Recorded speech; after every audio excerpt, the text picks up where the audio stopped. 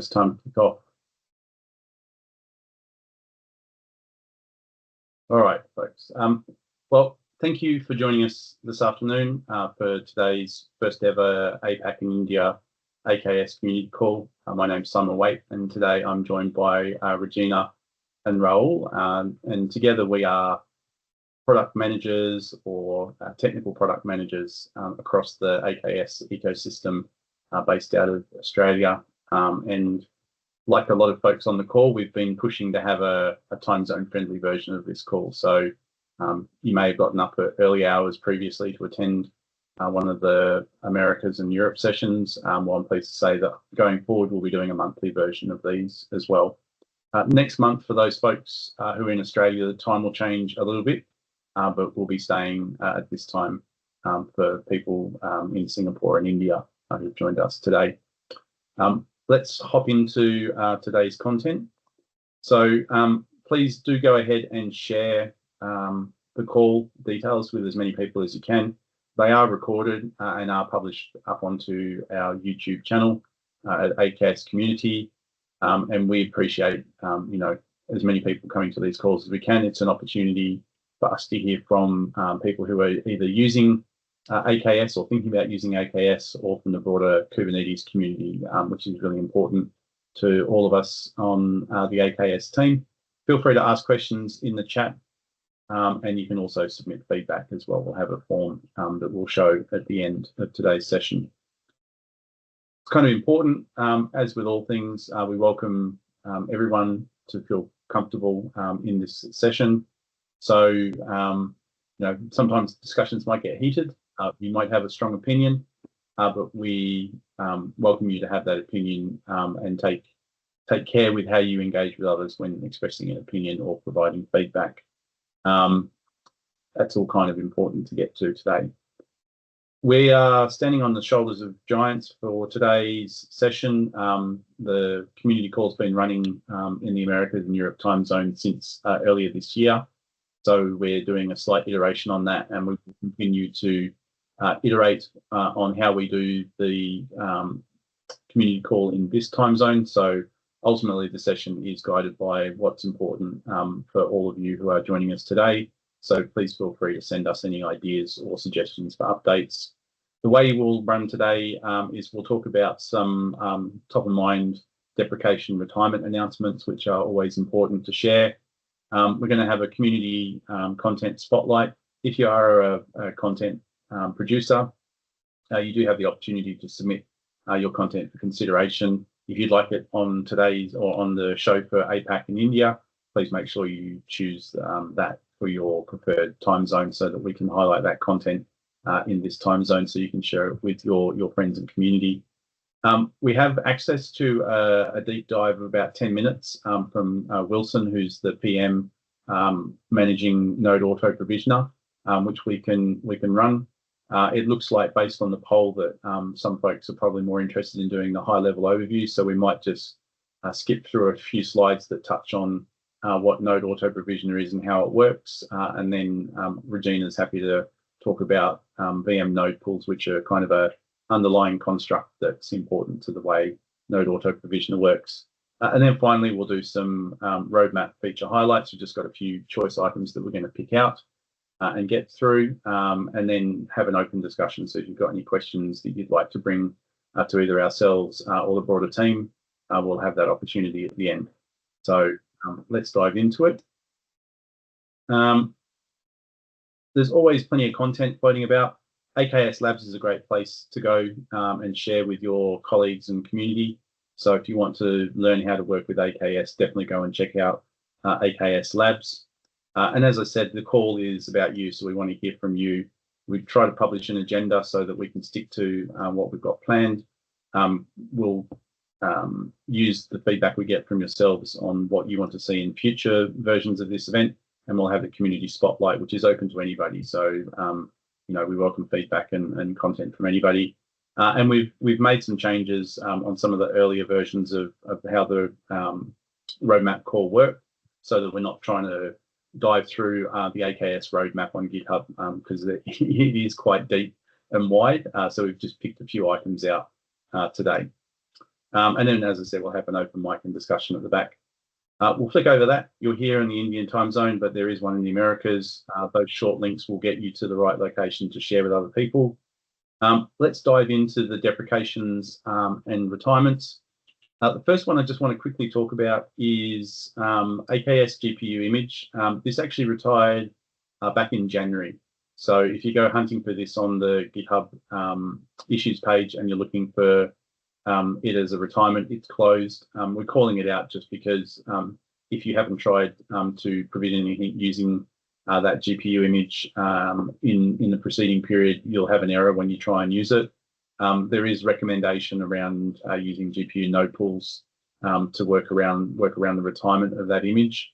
As you might imagine, there's a lot of investment going on in the GPU space inside of Azure as a whole and AKS specifically. So I continue to stay close to that as well. The next thing I want to do is I'm just going to hop across to the GitHub issues, and the retirements are slightly different to the rest of the board because we can pull out a few key ones. I'm hoping people on the call can see that.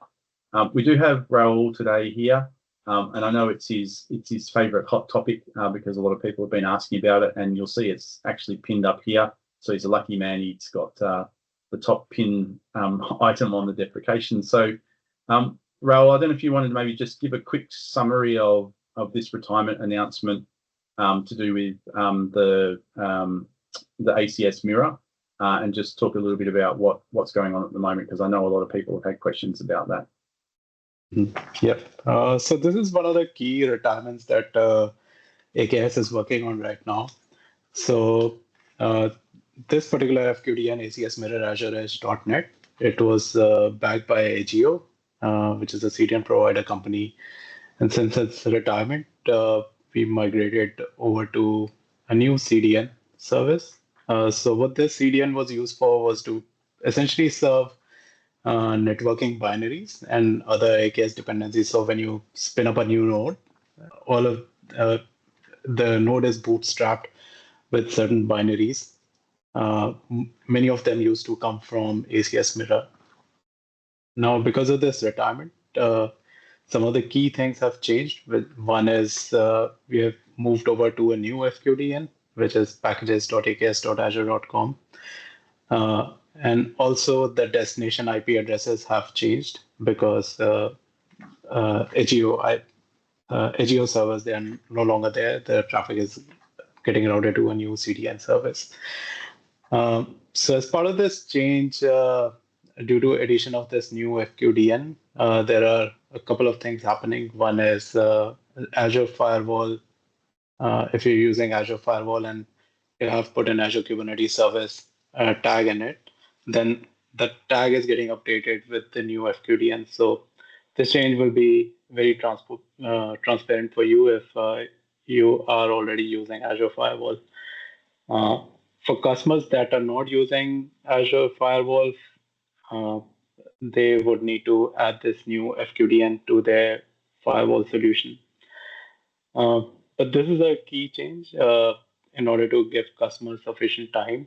The planned retirement for this FQDN is May 31st, and we'll be rolling out new AKS VHDs sometime in April that leverage this new FQDN. So these new VHDs, they would essentially have a fallback mechanism in place. So they would try to download binaries from packages, aksazure.com. And if they're not able to reach it, then fall back to acsmirror.azureedge.net, both of which are pointing to the same CDN service at this moment. But yeah, once the domain is, the FQDN is fully retired, the acsmirror.azureedge.net one, then the content will be served only from the new FQDN. And that's why updating your firewall policies is important. Thanks, Raul. Yeah, it's there's definitely been a lot of discussion about that. Networking is always an interesting space for any cloud-hosted service, and I know that even the .NET team at Microsoft were caught out by the sudden removal of Edge.io or Edge.io because of bankruptcy, I believe. So yeah, it's good to see the team is dealing with that. in a timely fashion. So I appreciate the update on that. Hopefully no one on the call is having any challenges with that. If they are, feel free to keep your questions for later, because Raoul might be able to help you with those. The other big ones, probably from a retirements perspective, is Ubuntu 18.04 and 20.04 node pools coming up for retirement. So these ones are actually due relatively soon. So 18.04 is from June, and the 20.04 will be from 2027. So you've got at least a couple of years for 20.04, but the 18.04 one is in the not too distant future. So you're only looking at a matter of months there. So if you do have clusters that are currently using Ubuntu 18.04, it's worth going and checking out your configuration and doing some testing to bring yourself up to date with the most recent Ubuntu node image that you can for your clusters. 129 is also Kubernetes 129 is also coming towards deprecation, so that's not too far off either. So if you are running any workloads on 129, it's worth going and having a look at those as well. And I think that's kind of it. The Windows Server versions, you've got until next year for Server 2019 before it moves into retirement. The recommendation there is to move to Server 2025, which is the currently supported version going forward. Any questions from anyone in the audience about deprecations or anything? Feel free to chuck it in the chat if you want. We can come back to it later. I'll give you a couple of seconds to chuck anything in the chat that you might have.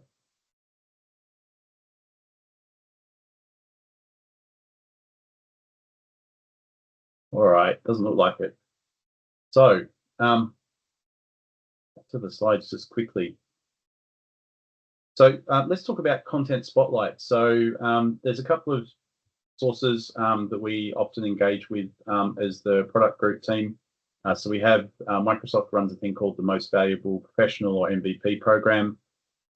We have a category within that, which is Azure AKS and open source.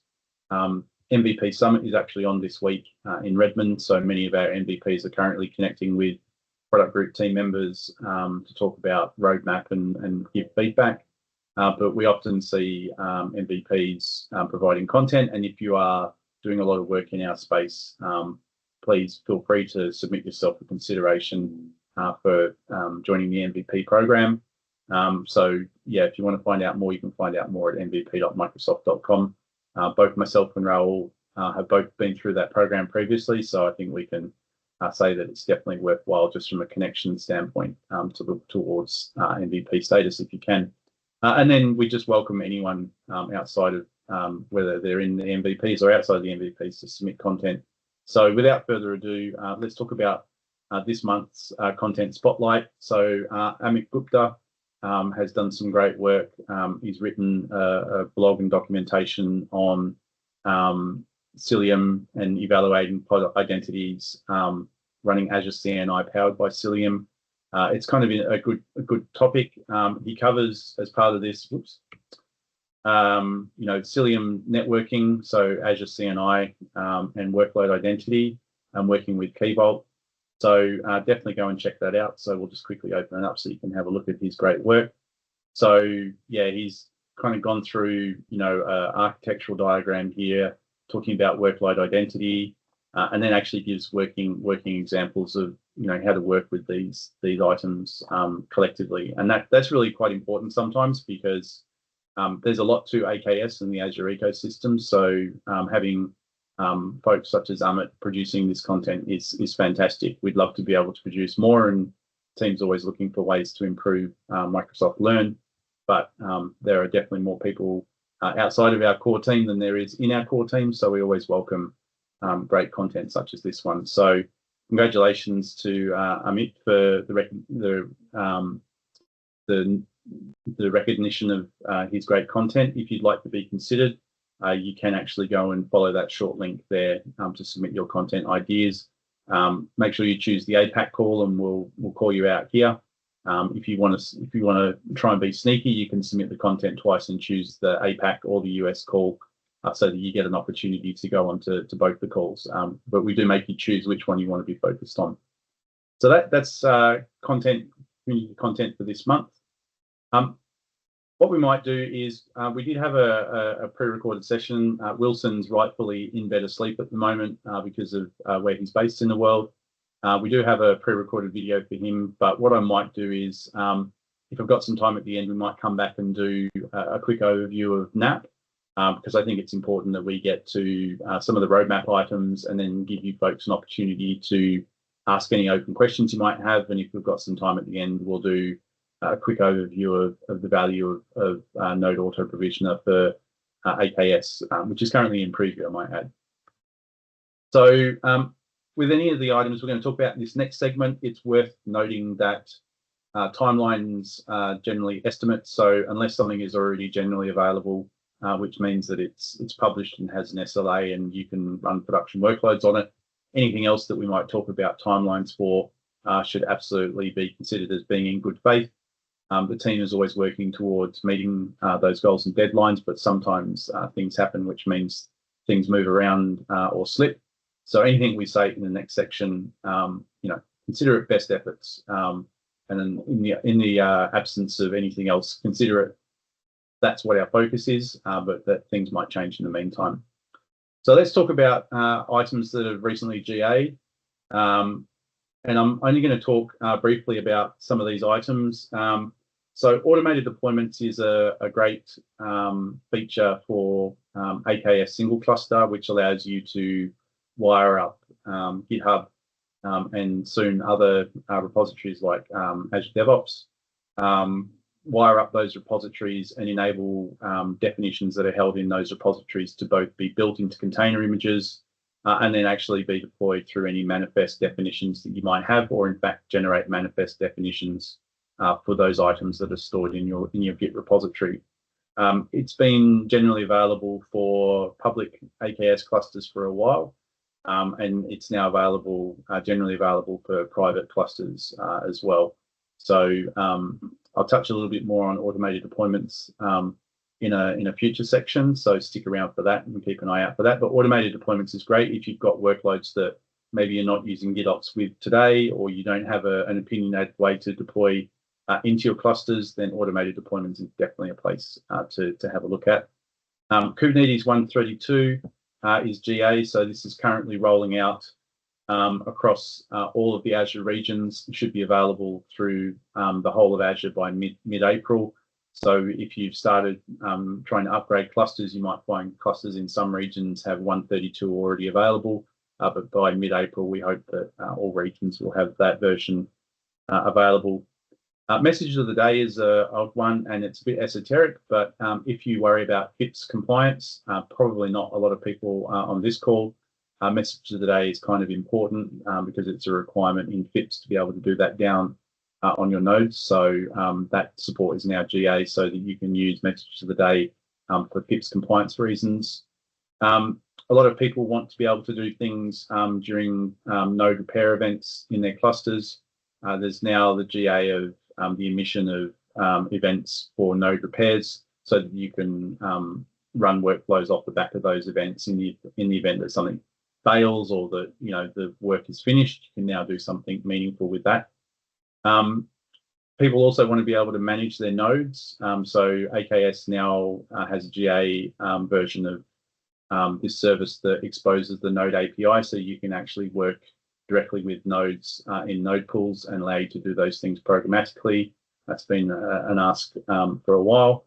And then being able to force drain node pools via an API call. So you're not having to do anything with the portal. You can now, again, programmatically invoke the node drain via an API. Any questions on any of the items that are here?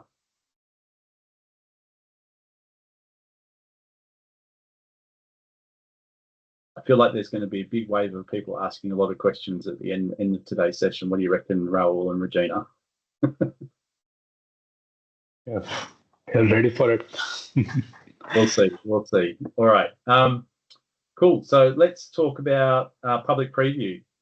So I promised to talk more about the automated deployments, which I will do in a minute. But I'm going to start off by talking about fleet multi-cluster auto upgrade. So I'm being a bit cheeky here. I'm the fleet product manager. So for me, I'm starting off with an item that's currently in public preview. So multi-cluster auto upgrade is a way to safely upgrade Kubernetes and node images across multiple AKS clusters. So you can actually stage and manage those rollouts across clusters in different environments as you wish. Supports multiple subscriptions in one fleet. So you can really start to bring all your AKS clusters under management in a single place.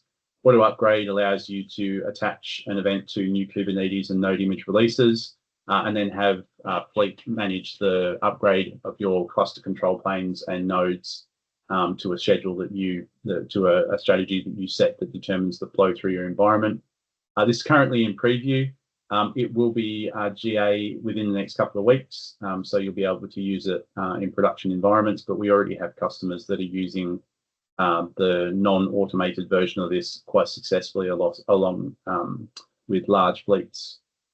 Next one is AKS upgrades max unavailable, and I might get Regina to talk to this one a little bit. Yeah, sounds good. Can you hear me?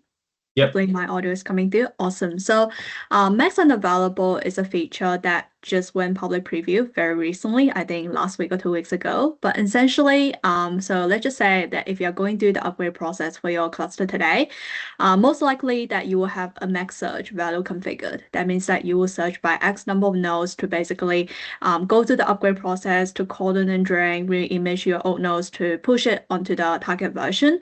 Max unavailable is kind of like an alternative to max search. So essentially, max unavailable allows you to specify if you want to use existing node without using max search, without using any search node to go through the upgrade.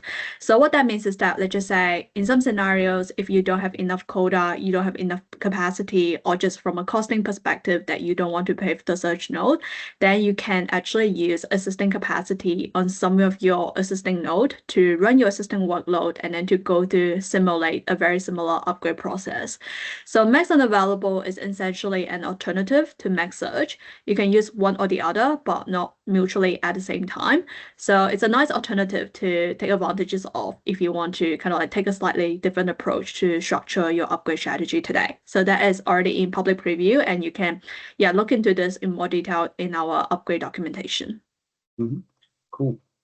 This next one's also you, I believe, the concurrency control with e-tags.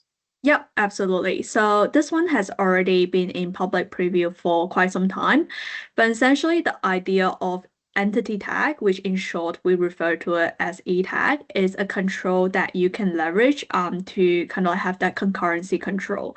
So if you do any get or any list operations on your cluster, you'll be able to see there's already like a existing entity tag associated with your cluster or associated with your agent pool level. So let's just say if you want to avoid any conflicting updates, avoid any raising conditions, when you push through any operations, you can actually specify an e-tag entity or e-tag header as part of the operation. So from an AKS perspective, when we kind of like receive the incoming operations, we'll do the validation to ensure that the provided e-tag actually matches with the e-tag entity property on your cluster. Otherwise, that operation would get rejected.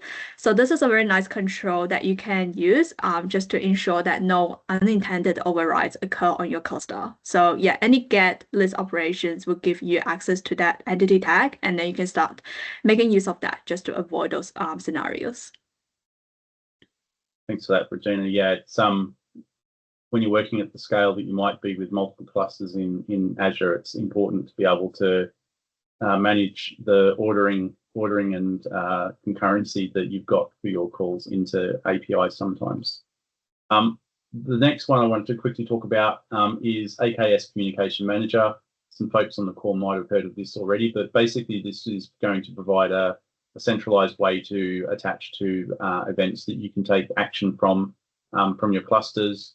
During preview, there's been some changes in approach to the way AKS Communication Manager is hanging together.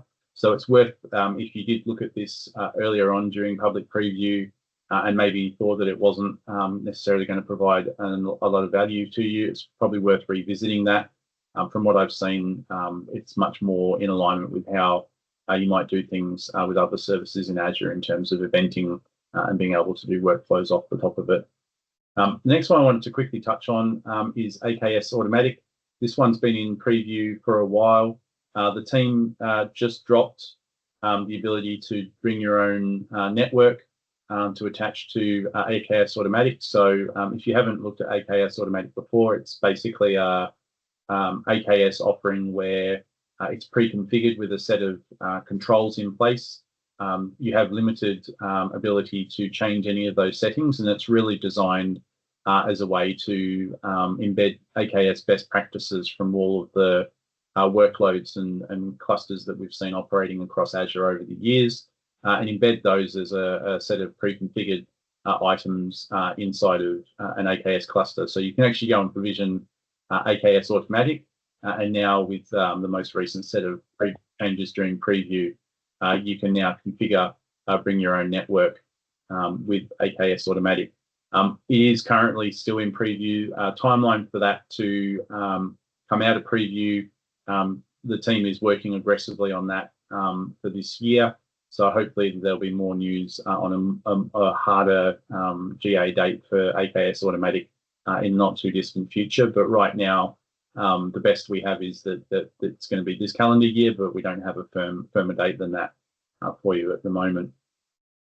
Next one that we're going to talk about is virtual machine node pools. So I might get Regina maybe to talk a bit about this one, because I'm not sure we'll come back to VM node pools later. We'll have to see. So I don't know if you want to talk a bit about VM node pools, Regina. Sounds good. Thanks, Simon. Do we have time? It's okay if I just quickly take over the screen and I can spend a couple minutes going through the doc. It's only a one pager, so yeah, hopefully won't take too much of your time. Cool, sounds good. Give me 1 second. Let me just share the right screen and let me know when you can see my screen. So I'm just sharing the docs right now. Cool, awesome. So personally, I found this a really exciting update when it comes to kind of like the future that we are looking at into AKS. So essentially just sharing a little bit around that background context. So when you spin up any node pool today, the default option for you to use is always to spin up a VM scale set. So VM scale set has been the default node pool option for many, many years. So now we are actually introducing a new option for you to host your node pool, which we call it the virtual machine node pool. And this has already been in public preview, publicly available for you to use. So essentially, with this new type of node pool provisioning, the benefits is that now you can actually spin up different SKUs, kind of like have a mixed SKU scenario from this type of hosting. Because with VM scale set, you usually specify a default size, a default SKU at the time of creation, and then you can only do basically horizontal scaling. Like with vertical scaling, you actually have to go through the process of recreating the node pool, migrating your workloads over, and then deleting your old node pool. So essentially with this new type of node pool, it really provides you that flexibility to have different virtual machine sizes to support different types of workloads. So let's just say you can have both kind of like a small size of SKUs for your dev environments, and then potentially larger SKU sizes for your production workloads, all hosted under the same environment. So when we take a look closer into kind of like how it works today, we have something called menu profile. So essentially menu profile is kind of like a concept where you will specify what will be the SKUs that you want, and also what will be the desired node count, and we'll spin up those machines for you in the background. There will be some limitations that we do need to kind of like set our expectations here. So for example, cluster autoscaler is currently not supported. However, lots of kind of like work is being done on this area. So we will introduce that support very soon. Currently, Windows node pool are not supported, and you can have, I think, up to 5 different virtual machine sizes per node pool. So you can try it out today, but you do need to install the AKS preview extension. So very similar to any other preview features that we are looking at. So it's a very straightforward process. You just need to run a couple AZA CLI commands to install the AZ preview extension. And then you'll be able to, ready to go, and then start trialing out the virtual machine node pools. So it will look something like, let me see if I've got an example here.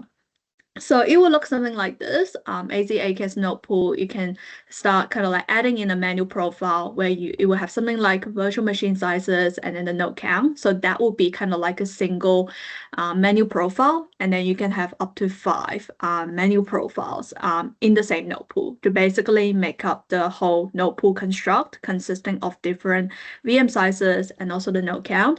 You have the option to update it and then delete it as you go. So at the end of the day, it really provides you that flexibility and agility as you kind of like have your workload changes, and then you can easily update the SKU sizes in your node pool, which is something that you can't do with the VM skill set today.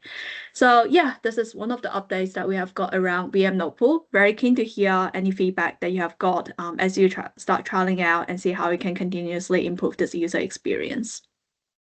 So I think I got it right. There was a question in the chat from George about virtual machine node pools, and that they're only really usable for node auto provisioning. But based on what you said, I think you can create node pools already with that without having to necessarily use NAP. That seems right. Please correct me if I'm wrong. Yeah, that's correct. So just to provide some clarifications here. So NAP, which you can call the carpenter as well, is on the cluster level. It's very much kind of like a cluster level add-on, versus kind of like the VM node pool concept that we are looking at here is more around the agent pool level. So it's kind of like on a kind of like more specific lower level versus kind of like NAP. Once you enable it, it's applicable to basically all the node pools within your cluster. So maybe there is value in us doing a bit of a NAP overview as well, but maybe let's hop across the rest of the roadmap, and then if we've got some time, we can come back to the NAP discussion. But certainly the VM node pool concept underpins NAP from a being able to provision new nodes within various SKUs within the same node pool effectively. So it's a requirement for that capability. But as Regina said, NAP needs to have a visibility across all of the node pools in your cluster, regardless of whether they are VM node pools or VMSS-based node pools.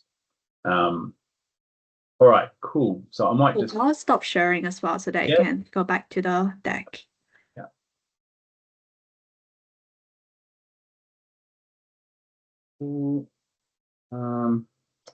Only a couple more. This one, skip GPU driver install. You might wonder, why do you want to skip GPU driver install? Surely if you've got a machine where you want GPU support, you want the GPU driver, but there might be some instances where you want to install a custom GPU driver down onto a particular node. So with this, you can now configure the skipping of the installation of that driver, and then you can later bootstrap the right driver onto the host if you want. If you've done GPU workloads on Kubernetes before, or in fact in any container environment, getting the right driver into the host or into the pod and the container, and the node can be a challenge sometimes. So with this, you get a bit of flexibility if you've got a specific custom setup that you want to deploy and not be constrained by the drivers that we ship with our nodes. And then the last one, so being able to define a static egress gateway on a node pool. So basically you can annotate pods to send traffic via a static egress gateway rather than just using a outbound type. So it gives you a bit more control over how traffic flows out of your clusters. Teams currently working on private IP support for that particular capability. So they're hoping to ship that in the not too distant future to GA. But at the moment, the private IP support is the one item that's outstanding on that. But yeah, the numbers, as I didn't say, but the numbers on each of these cards represents the issue number on the GitHub issues register for AKS. So if you want to go and follow up further on these, please let me know, and I can chuck the number into the chat, and then you can go help on the AKS issues site and check out the details on these and where they've been in their life so far. All right, almost at the end of the roadmap discussion. So let's talk a bit about stuff that's in progress. So capacity-based surge, and I'm going to pass over to Regina, who's going to talk a bit about capacity-based surge, because this one I think you're currently looking for input on this one, right, Regina? Please correct. Yeah, that's correct. So this one is still kind of like early in that development phase. We would love to hear your feedback on this one as well. But capacity-based search is almost kind of like a behavior change to max search, the existing max search behavior. So kind of like we hear lots of customers running into capacity or quota issues when they're trying to search by X number of nodes as they go through upgrade today. So and today, if we can't satisfy kind of like your max search defined value, will fail your upgrade operation straight away. So which results in lots of frustrations that you can't upgrade your cluster at the certain maintenance window. So essentially, we are kind of like proposing this change is that obviously with a control, a minimum threshold, is that if we can't search by kind of like your defined max search value, we'll try to give it kind of like a retry based on how much capacity that we'll be able to get. So hopefully that will help us kind of like improve your upgrade operation with a higher chance of success, but at the same time kind of like without kind of like too much disruption or impacts on your upgrade speed. So it's almost kind of like a fallback mechanism when we cannot satisfy your max search, and then we are going to give it a retry with this capacity based search. Hopefully that will be able to successfully upgrade your operation with this alternative value. And the more feedback we get on these sorts of capabilities, the more we can tune the initial implementation to suit the needs of people who are going to use it. So if you or someone might benefit from working this space from the AKS team, please feel free to hop onto this GitHub issue and add some comments. Obviously, taking into account any privacy issues, so don't share any details about your clusters or your environment. But if you have general feedback you'd like to give, you can do that here, or you can reach out to the team directly through account teams or MVPs or other folks you might know on the team to provide us feedback directly if you want to do that through a private channel as well. But yeah, so for us, getting feedback across these things is always important, and when things are being built, it's a perfect time to help us make sure we're doing good stuff for everyone outside who's using AKS. I promised you I would come back to continuous deployment. So the continuous deployment for private clusters we talked about before for GA. For Fleet, we are currently working on adding continuous deployment for Fleet, with the goal there being that you can stage your deployments onto Fleet's hub cluster and then use our cluster resource placement technology to determine whereabouts in your fleet you want that workload placed. And that goes beyond just specifying specific clusters in your fleet that you want to place it on. You might place based on the cost of the cluster, based on memory and compute cost. You might place it based on the region or resource group even of a particular, or subscription of a particular cluster. Or you could do it based on cluster properties like the number of nodes that the cluster has, or in fact cluster labels. So we give you quite a lot of flexibility. This is currently in progress. We're hoping to get to preview before the middle of the year for this as a starting point, and we'll be continuing to work on continuous deployment for Fleet through a lot of this year to help us meet some goals that we've got around helping folks go from code to fleet replacement, fleet deployment with not a huge amount of effort or expertise in having to understand how to do workload placement, not just on single cluster, but on the multi-cluster landscape as well. This one, the migration from a basic load balancer to a standard load balancer. The reason this one is currently in progress is that the basic load balancer will be retired in September. So there's a bit of a forcing function for us to give folks a pathway to migrate from the basic to the standard load balancer. Even when the basic load balancer is retired in September, existing clusters will continue to be supported. So we're not forcing people to move off of basic load balancer immediately, that it's no longer offered as a new option. But we're hoping that that capability, given the timeline for September for retirement of basic load balancer, we're hoping that we'll be able to get a preview for that capability within the next month or so. So keep an eye out for that one. multiple load balancer support. So this one is about unblocking people who might have clusters that are hitting up against sort of the 300 rule limit with a single load balancer. So with multiple load balancer support, you can work around that limitation by provisioning multiple load balancers for your clusters. So the same as the basic to standard load balancer migration, currently targeting a preview for that within the next month or so. So hopefully that will allow people to have that flexibility to work around that limitation.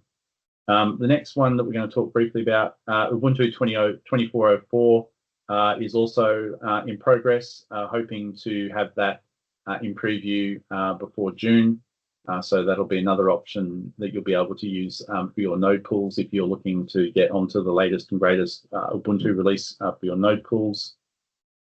This one's been open for a while, but it's progressing, and this will give anyone who's using VMAS for their node pools the ability to migrate to VMs. So when this started life, it was to VM scale sets, but it's actually just been generalized to virtual machines, because you might choose to go to VM node pools rather than VMSS. But this work is currently underway, and the team is hoping to get to public preview again within the next month or so. So if you do have workloads running on clusters that are currently using VMAS, and there probably aren't many folks out there that are still doing that, but if you are, then you have an opportunity to now migrate those across to VMs or VMSS as part of this change. So that's kind of the roadmap. I did want to, before I kind of pull up some slides on NAP and talk a little bit about NAP, if people wanted me to do that, I did want to open the floor if there are any questions. So I believe if you're on the call, you're able to come off mute maybe and ask questions. Feel free to do that, or if you've got a question that you want to ask, you can chuck it in the chat. I've seen there's been some great chat questions in the chat already that Raul and Regina have been looking at. So yeah, if you've got any other questions, feel free to come off mute and ask them, or just type NAP in the chat if you would like me to talk about NAP. Either way. Oh, we seem to have lost Regina. Clarence wants me to talk about NAP. So my question to Clarence is, do you want me to talk about NAP and how it works, or do you want me to talk about NAP and when it's going to be available in GA?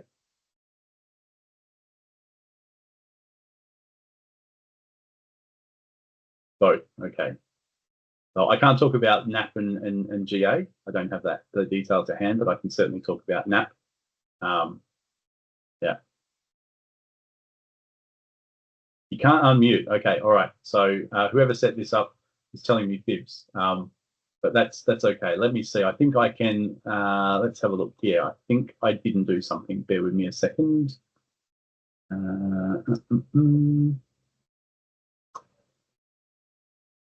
There isn't a list here somewhere. Here we are. All right. So now people should be able to come off mute and ask questions.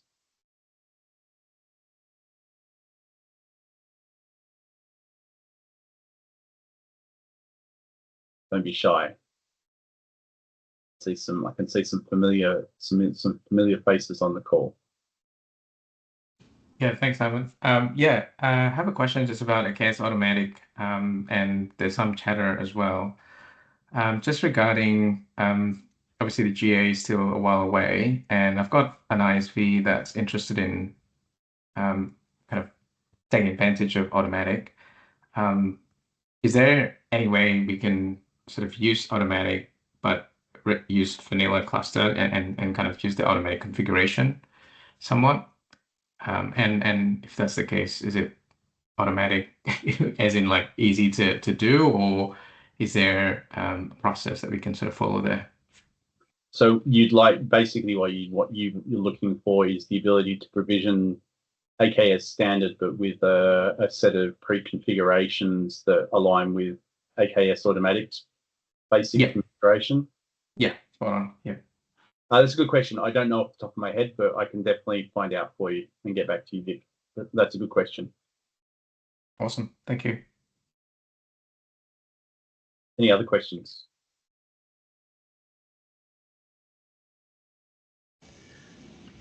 Hey everyone, hey Simon. Just about the Kube fleet, that's your thing. There's an announcement for the CNCF donation of the project. How is that changing with someone that's already using fleet? So it's not changing. So I guess the context for those folks is for Kubernetes Fleet Manager. So I'm the PM for that. We have kind of two main pillars for the product. We have kind of the cluster configuration and upgrade management, which is built and run by Microsoft and runs on our platform. Our workload placement using cluster resource placement is also built by Microsoft, but that component has always been open source, so you can find it up on GitHub under Azure/Fleet, I think, at the moment. That is actually in the process of being donated to the CNCF and will become Kube Fleet. It won't change anything from a Kubernetes Fleet Manager standpoint in Azure. We will still continue to use cluster resource placement as it exists today. Where some things might change is that we're hoping in working with the community that there might be adoption through other channels in future. And folks might do say like AKS is done with Carpenter, which originally came from the team at AWS, is that they might go away and implement Kube Fleet so it supports other scenarios that are either not supported by Fleet Manager in Azure or that we choose not to adopt. So from a customer standpoint, it doesn't change anything when it comes to using Fleet Manager. Hopefully that helps answer that question a little bit. But yeah, we're certainly open to contribution and feedback. We're just waiting for the onboarding process to finish for that project, and then there'll be a whole bunch of work around new Git repos, Slack channels in the Kubernetes community Slack. So we're looking forward to engaging further with folks on that journey. But good question. Any other questions? Yeah, thanks, Simon. I think there's just one here on the chat asking about AKS Automatic for regulated environments. If you'll be recommended for regulated environments. Yeah, so I answered that question. So okay, you did. Okay. Yeah, I think the answer is it will depend what you mean by regulated environments and what the actual requirements are to run the workload in that regulated environment. So Automatic obviously applies a bunch of existing security configurations and policy settings, and it would be a matter of whether those settings align with what's expected. So I think the example was given for the Australian Prudential Regulatory Authority, or APRA. So that obviously would have maybe a specific set of guidelines that might be required for running, workloads that meet APRA guidelines. I'm not familiar with what APRA requires, and I'm not sure whether what the security and policy settings are for Automatic align with that, but I'm certainly happy to chat to the PM for Automatic and ask that question, because that would be, a key component of any workload that we typically run on AKS. We have specific requirements around, from right across the globe for high compliance industries. You heard me earlier today talking about FIPS compliance by having message of the day available in nodes. That's the sort of level we have to go to. I guess the open question with Automatic is, because it's going to come with a set of pre-baked configurations, whether those configurations would align with what APRA is expecting or other potential sources of compliance requests in highly regulated industries. But I can ask that question and find out.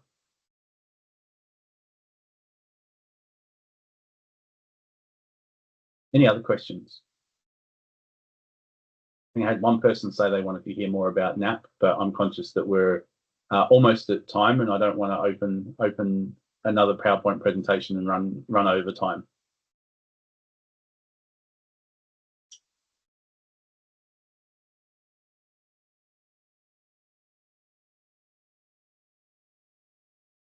All right. So what I might do is I might call today's community session there. Hopefully you found it useful and engaging.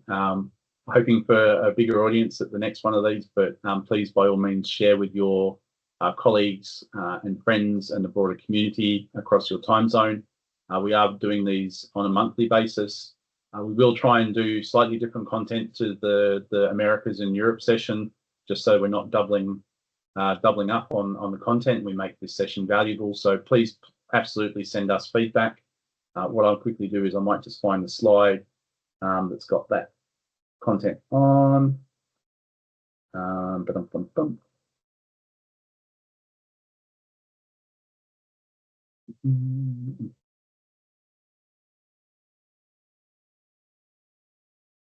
Just grab that slide, put that back up.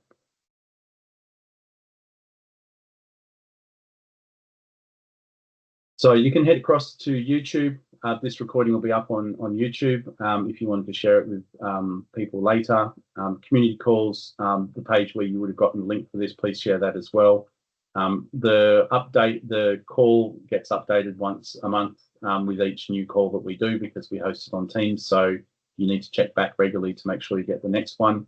By all means, please feel free to ask questions, like I said, or hop onto the survey there and provide us with the content you'd like us to cover in future.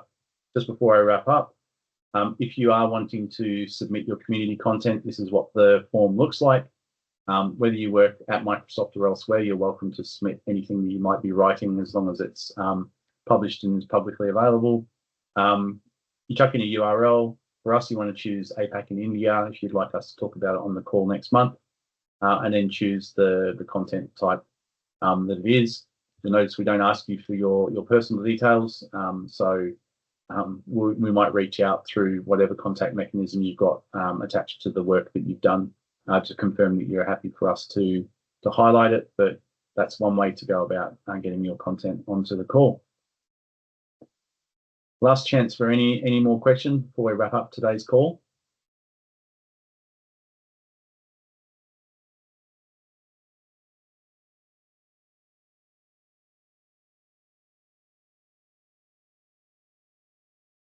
All right, so I need a virtual gavel, like you going once, going twice.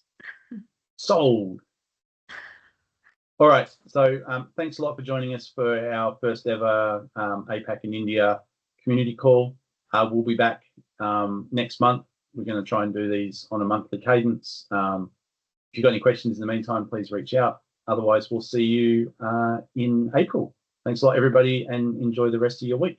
Bye for now. Thanks, everyone. So, bye.